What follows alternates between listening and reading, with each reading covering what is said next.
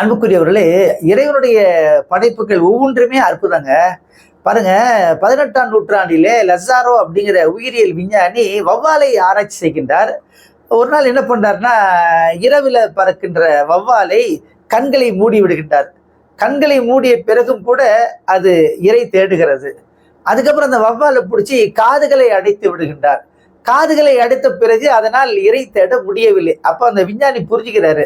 ஓஹோ! இந்த வௌவால் கண்ணால் இரை தேடுவதில்லை, பார்க்கிறது இல்ல. அப்ப காதுகள்லாம் இரை தேடுதுன்னா என்னன்னா, அந்த எக்கோ சவுண்ட் முறையில அது இரை தேடுகிறது. ஒரு ஒலி அலைகளை அனுப்புகிறது. அது பட்டு திரும்பி வருது. நம்ம கூட சொல்றோம் இல்லையா? ரொம்ப எக்கோ அடிக்குதுங்க அப்படின்னு சொல்றோமா இல்லைங்களா?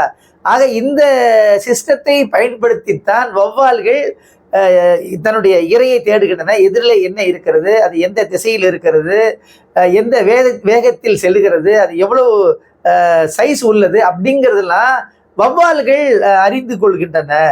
அது எக்கோ லொக்கேஷன் அப்படிங்கிறாங்க விஞ்ஞானிகள். அதுக்கு என்ன வார்த்தைன்னா இந்த வார்த்தையை பயன்படுத்துறாங்க. அது மட்டுமல்ல, இந்த வௌவாலினுடைய அடிப்படையாக வைத்துத்தான் ரேடரை கண்டுபிடிச்சாங்க, சோனாரை கண்டுபிடிச்சாங்க, அல்ட்ரா சவுண்டை கண்டுபிடிச்சாங்க. அதாவது ரேடரை நமக்கு பார்க்குறோம் இல்லைங்களா?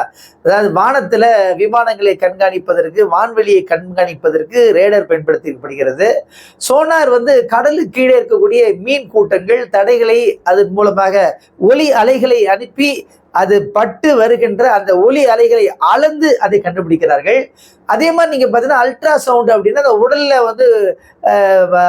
நுண்ணலைகளை அனுப்பி புகைப்படம் எடுக்கிறார்கள். ஆக இவற்றுக்கெல்லாம் அடிப்படை காரணம் அந்த வௌவால் தான் என்பதை நாம் விஞ்ஞானிகள் புரிந்து கொண்டிருக்கின்றார்கள். ஆக அன்பான சகோதர சகோதரிகளே, இறைவனுடைய ஒவ்வொரு படைப்பும் அதிசயம்தான், அற்புதம்தான்.